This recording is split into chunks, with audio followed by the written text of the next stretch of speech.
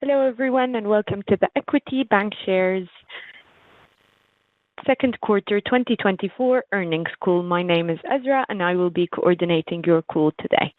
If you would like to ask a question, please press star followed by 1 on your telephone keypad. And if you change your mind, it would be star followed by 2.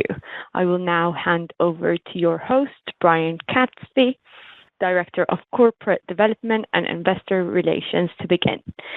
Brian, please go ahead. Good morning. Thank you for joining us today for Equity Bancshares second quarter earnings call. Before we begin, let me remind you that today's call is being recorded and is available via webcast at investor.equitybank.com, along with our earnings release and presentation materials. Today's presentation contains forward-looking statements which are subject to certain risks, uncertainties, and other factors that could cause actual results to differ materially from those discussed. Following the presentation, we will allow time for questions and further discussion. Thank you all for joining us. With that, I'd like to turn the call over to our Chairman and CEO, Brad Elliott. Good morning, and thank you for joining Equity Bancshares earnings call. We are pleased to take you through our second quarter results, including a set of new record high watermarks, integration of the Bank of Kirksville merger, and the announcement of our acquisition of Kansas Land Bancshares.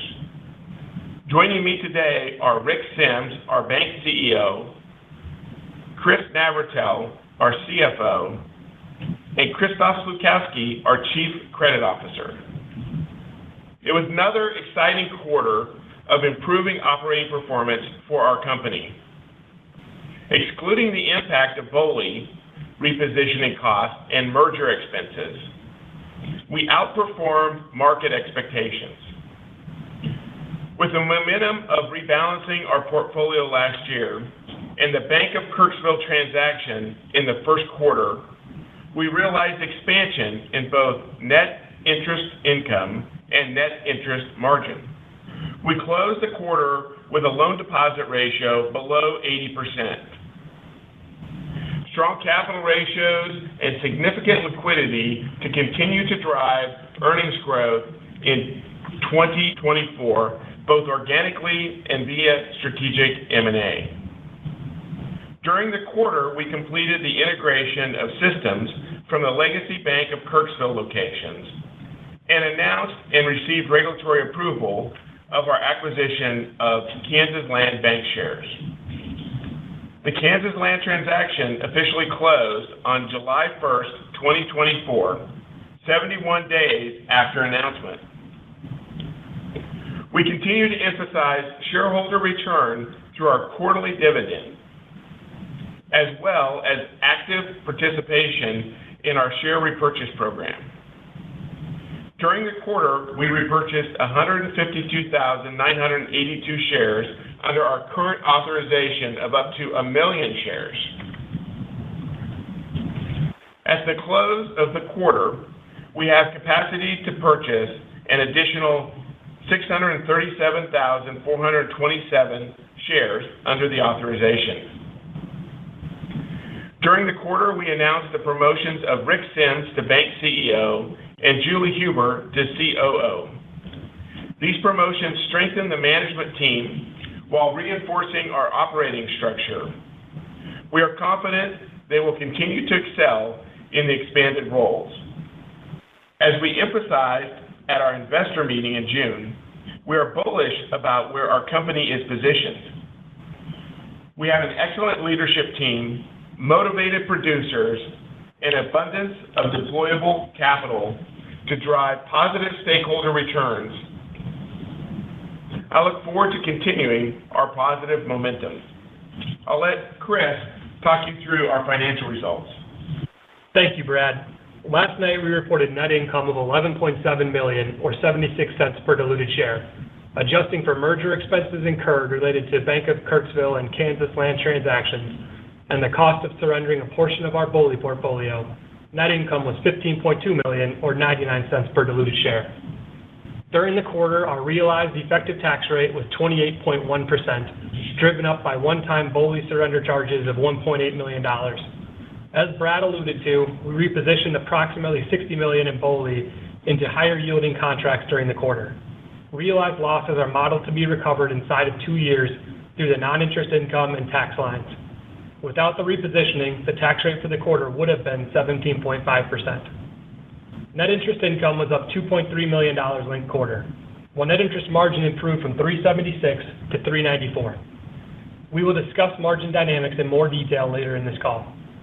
Non-interest income was in line with our outlook for the quarter and included a 6.3% linked quarter increase in service charge line items. Non-interest expenses adjusted for one-time M&A charges totaling $37.0 million were up linked quarter, primarily attributable to Bank of Kirksville additions, including CDI amortization, technology, and facility expenses. The purchase accounting for Bank of Kirksville was finalized during the quarter, resulting in an insignificant increase to the previously recognized gain on acquisition. As Brad noted, Equity announced our acquisition of Kansas Land during the quarter and subsequently closed it on July 1st. Kansas Land had $50 million in assets operating out of 2 branches.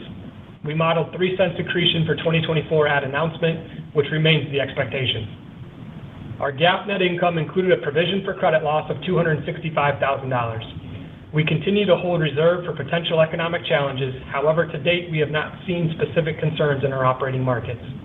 The June 30 coverage of ACL to loans is 1.26%. I'll stop here for a moment and let Christoph talk through our asset quality for the quarter. Thanks, Chris. Asset quality metrics continue to screen at historically low levels, with total classified loans closing the quarter at $49.6 million, or 8.8% of total bank regulatory capital. Non-accrual loans as a percentage of total loans remained below 75 basis points.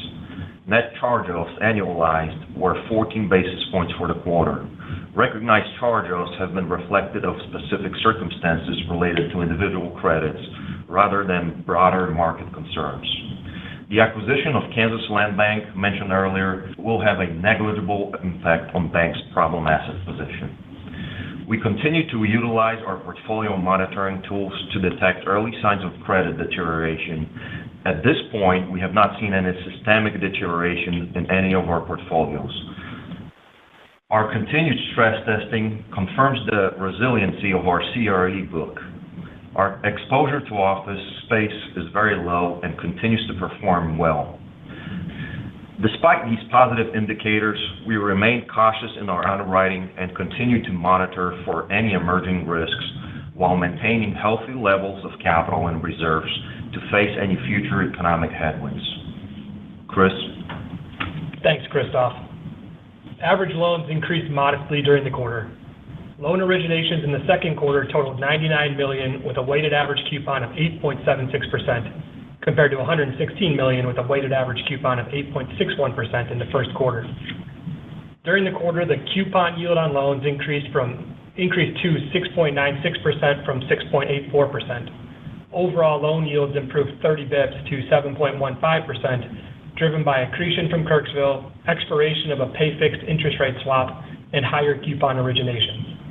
During the quarter, our bond portfolio yield improved to 3.99% from 3.89%, reflecting the impact of repricing Kirksville's bond portfolio at acquisition date. Cost of interest-bearing deposits were materially flat at 2.78%, while the contribution of average non-interest-bearing deposits to the average deposit mix increased to 22.7% from 21.7%. Net interest income totaled $46.4 million during the quarter, up $2.3 million from the prior quarter, as our earnings streams benefited from previous period strategic decisioning and continue to outpace rising funding costs. We continue to carry excess cash balances, which are offset by wholesale borrowings. We are currently earning a positive spread on these positions, though it does have the effect of reducing margin. We calculate that the excess liquidity has the effect of reducing margin by 9 basis points for the current quarter. Non-interest expense during the quarter was $37 million, excluding $2.3 million in realized merger charges. The integration of core banking systems following the Bank of Kirksville transaction took place in May. Kirksville operating costs, including CDI amortization, were the primary driver of expense expansion. Our outlook slide includes a forecast for the third quarter as well as full year 2024. We do not include future rate changes, though our forecast still includes the effects of lagging repricing in both our loan and deposit portfolios. Our provision is forecasted to be approximately 12 basis points to average loans. Rick? Equity has grown during the first 6 months of 2024, and we are positioned to continue to do so. During the quarter, our team was able to successfully integrate the Bank of Kirksville merger while also assessing, negotiating, and announcing our acquisition of Kansas Land.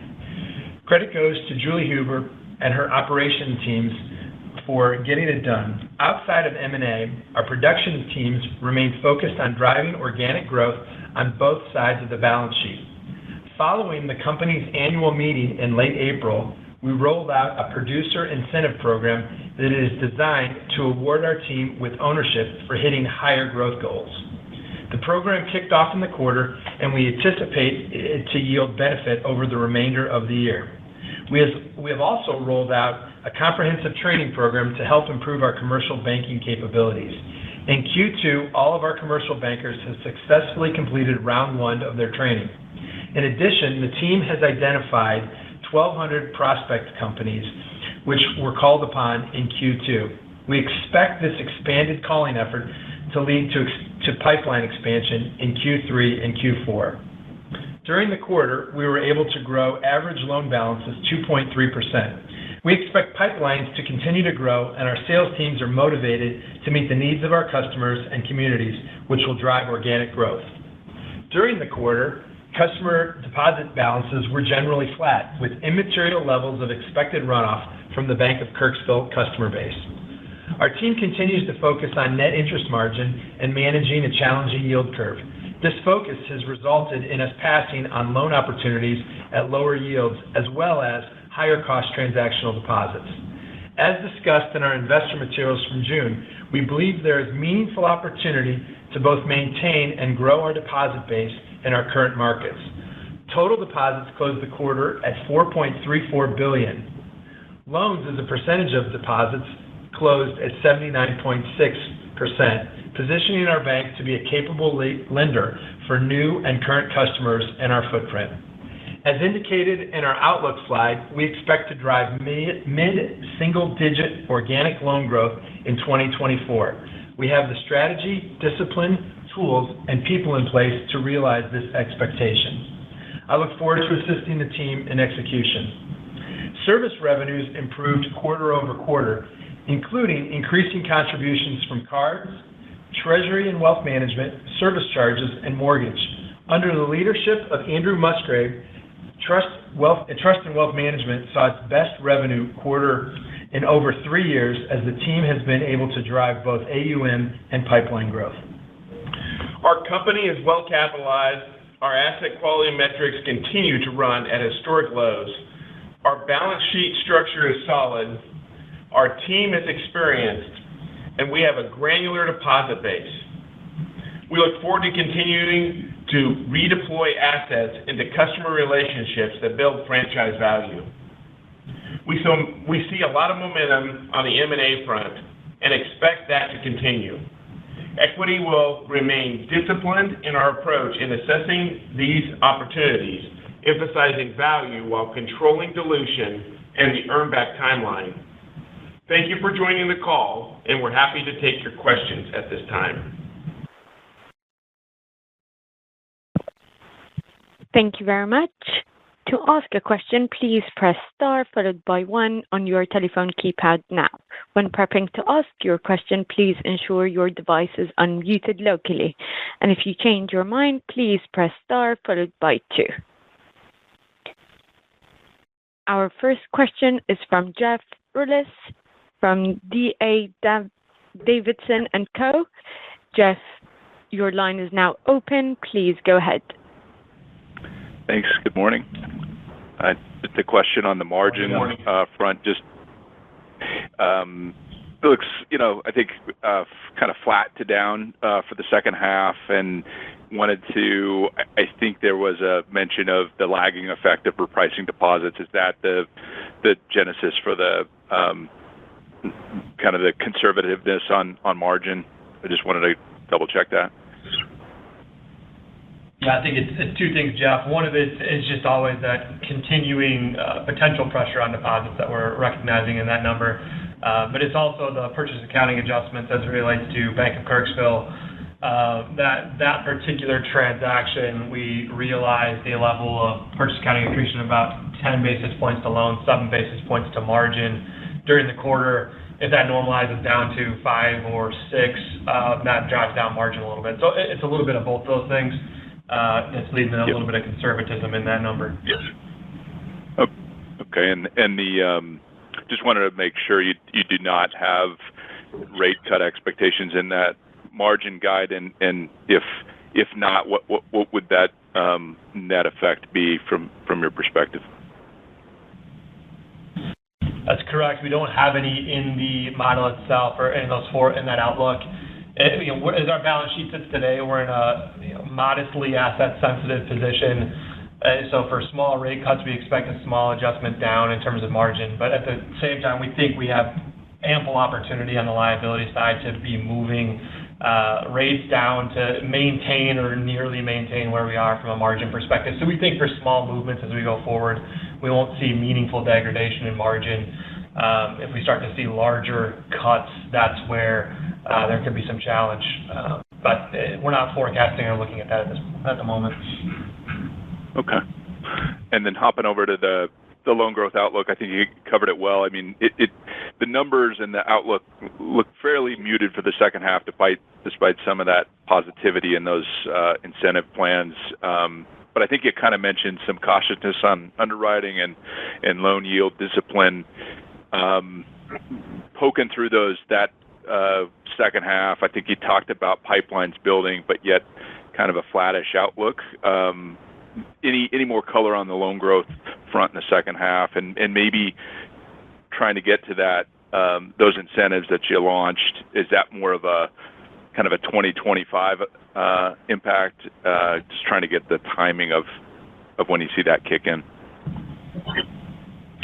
Yeah, I'll just say one thing, Jeff, in terms of the outlook is that average balance depiction is part of what's driving that. So the slower first half, we do think there's some meaningful opportunity going in the second half, and expect year-over-year loan growth of kind of mid-single digits, 5-ish%. So that's a little bit of that dynamic, but I'll let Rick further address expectations. Yeah, I mean, our expectations are we are going to see some growth here in the second half. We've kind of gotten to a point where we think, and what we're seeing is some of the borrowers just a little slow to break loose and go ahead and commit to doing a deal. But we expect that to kind of click in the second half. So we see loan growth, into the late in this quarter, but probably into the fourth quarter, and then really trying to drive it into 2025 with what we're focused on with the incentives and the calling effort that's going on right now.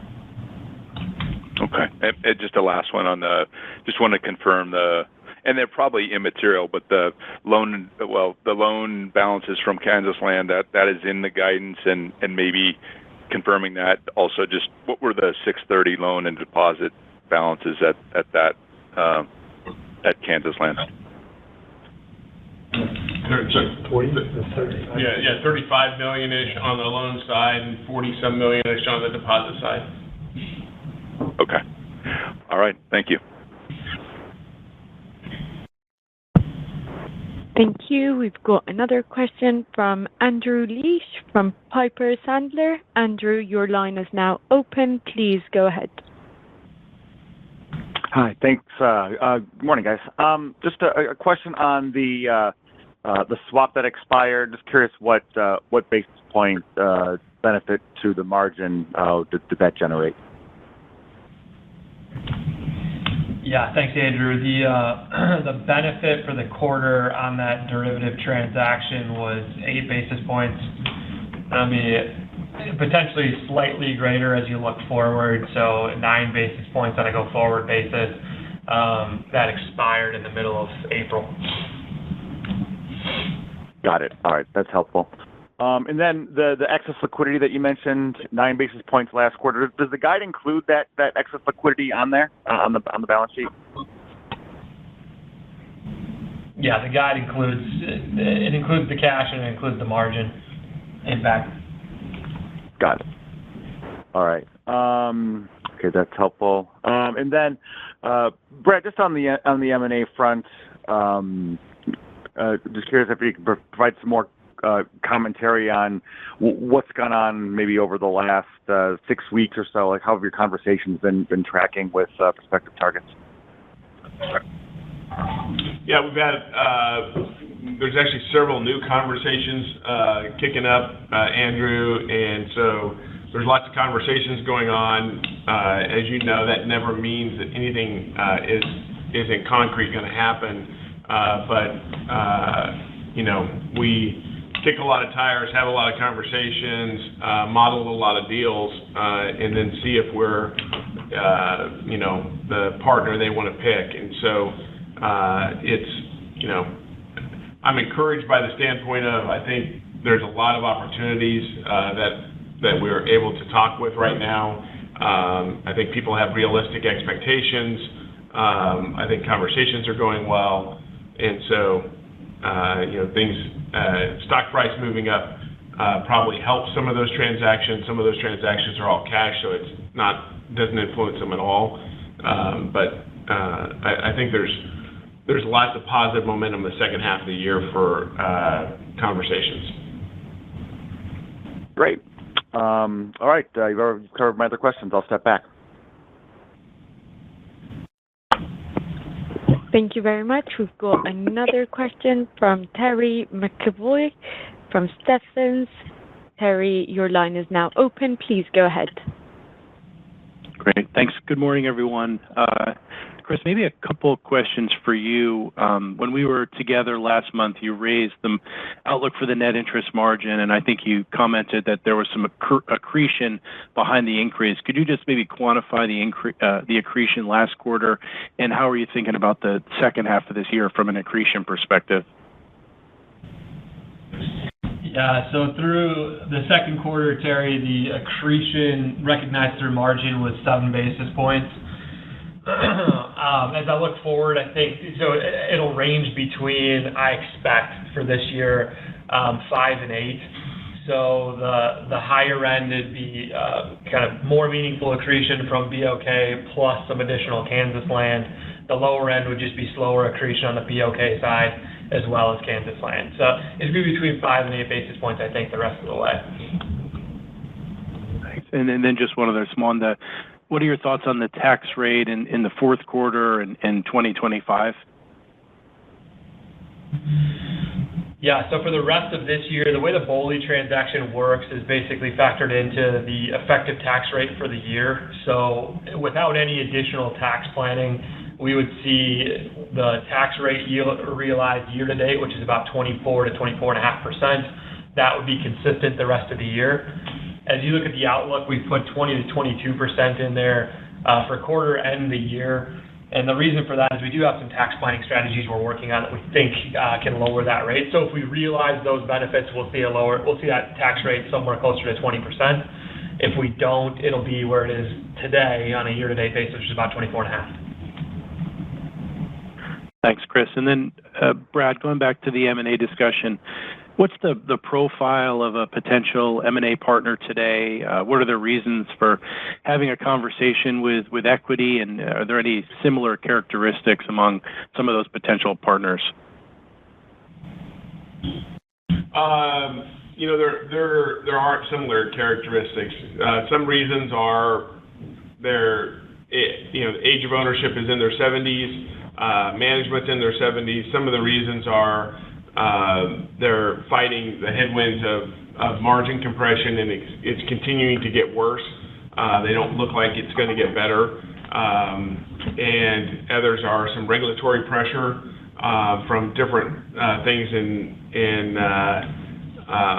not high-risk areas, but just things that their board is tired of dealing with. And so there's kind of a whole bag of stuff. Each one's kind of different.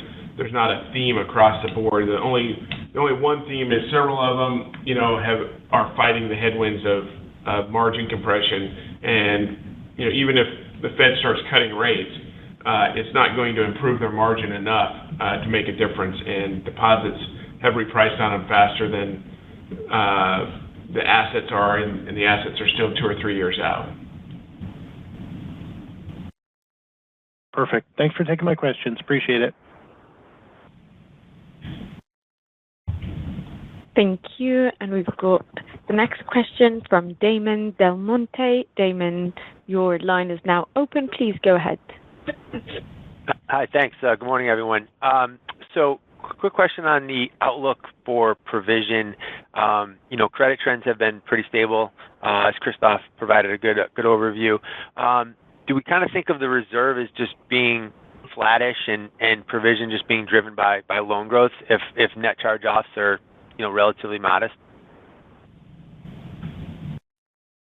Yeah, David, I think that's a good way to put it. Always pending other things, right? So if we had some charge-offs work through, if we had some deterioration in credit quality, that's obviously going to drive provisioning and reserve levels. But if things continue on their current trajectory, that statement is correct. We would see really any meaningful provisioning coming through loan production and growth. Got it. Okay. And then with regards to the buyback, again, active this quarter, we've seen a rally in the shares and the sector as a whole. Kind of just curious on your updated thoughts on current prices and if it's still attractive for you guys to remain active. I think we have to be strategic in thinking about, that, and we always are. We have a certain buyback and earn back that we do. And so we'll continue to look at that, Damon, to see if it still fits us. We're getting to a level where it probably doesn't, which is a positive thing from the standpoint of the stock. The price is performing, but we'll evaluate on a daily basis on within the parameters that the board sets on whether we should be buying shares back or not. Got it. Okay. Everything else I had was asked and answered, so thank you very much. Thank you. And the next question is from Brett Rabatin from Hovde Group, LLC. Brett, your line is now open. Please go ahead.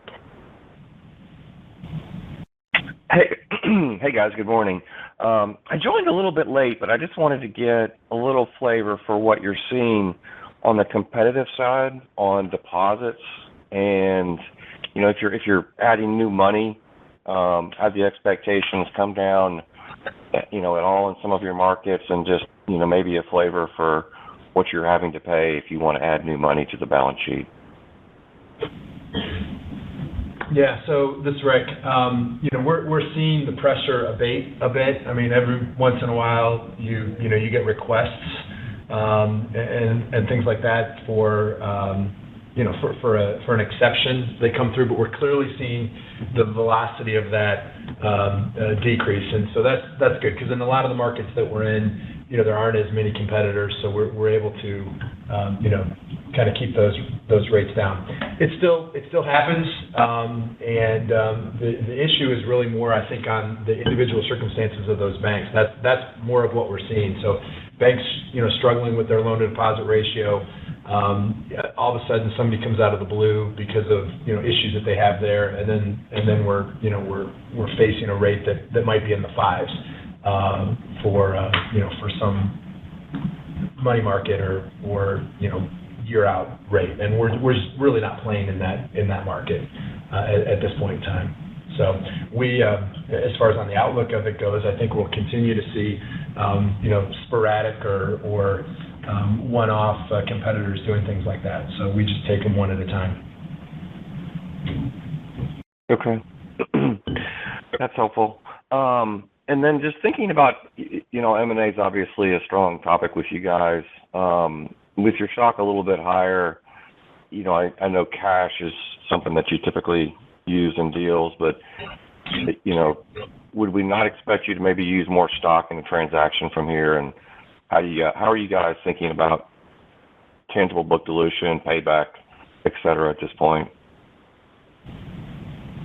Yeah, so our metrics haven't changed since we started the company, and so they're not going to change today. So, we're still going to be under a 3-year earn back. Stock does come more into play, although we've had a lot of conversations with people about taking shares all along the way. And, some of it has to do with the smaller companies generally want cash just because they're less sophisticated and they've had 90% of their assets tied up in the bank, and so one of the reasons they're selling is to get liquidity later on in life. So that's why the cash usually comes into play. But there are conversations currently happening with stock, and I think it will increase with the stock market recovery. Okay. Great. Thanks for taking my questions. Thank you very much. We currently have no further questions. Thank you everyone for joining. That concludes today's call. You may now disconnect your lines.